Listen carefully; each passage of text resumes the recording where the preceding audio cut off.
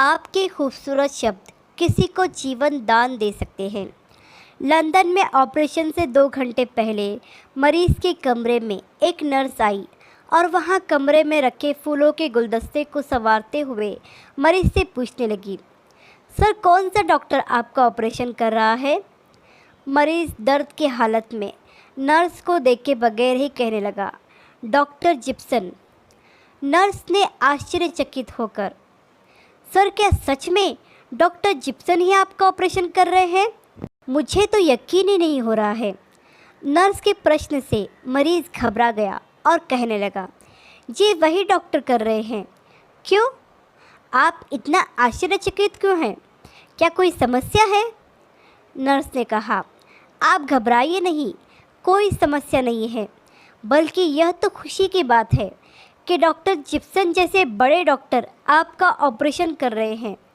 आज तक doctor Gipson का कोई ऑपरेशन फेल नहीं हुआ। जिस मरीज़ को डॉक्टर का हाथ लग गया वह मरीज़ 100% ठीक होकर ही घर गया। डॉक्टर जिप्सन का अपॉइंटमेंट बड़ी मुश्किल से मिलता है, इसलिए मैं आश्चर्यचकित हूँ। नर्स की बात सुनकर मरीज़ में एक अलग सी ऊर्जा जाग उठी। वह अपने दर्द को भूल गया और उसमें सकारात्मक विचार जाग गए।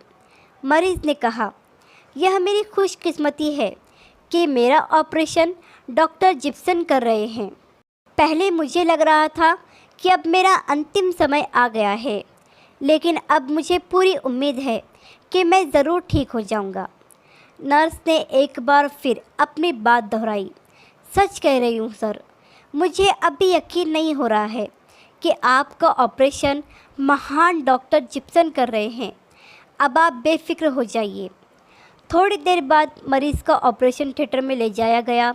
मरीज़ का ऑपरेशन सफल रहा और मरीज़ तंदुरुस्त होकर खुशी खुशी अपने घर चला गया। एक बात जो बताने वाली है वह यह है कि मरीज़ के कमरे में आने वाली वह औरत कोई नर्स नहीं थी, बल्कि उसी अस्पताल की बड़ी मनोचिकित्सक महिला डॉक्टर थी, जिसका काम मरीज़ों को ऑपरेशन के लिए मानसिक और मनोवैज्ञानिक तौर पर कुछ इस तरह से तैयार और व्यवस्थित करना था कि मरीज़ को शक भी ना हो। और इस बार भी लेडी डॉक्टर ने अपना काम बखूबी कर दिया था और मरीज़ के दिल और दिमाग में बड़ी खूबसूरती से बिठा दिया था कि जो डॉक्टर उसका ऑपरेशन करेगा वो दुनिया का सबसे मशहूर और सफल डॉक्टर है, जिसका हर ऑपरेशन सफल होता है।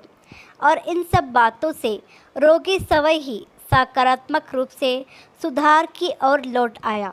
आपको किसी को भी आशा और अच्छी भावना देने और सकारात्मक सोच जगाने के लिए मनोवैज्ञानिक होने की आवश्यकता नहीं है।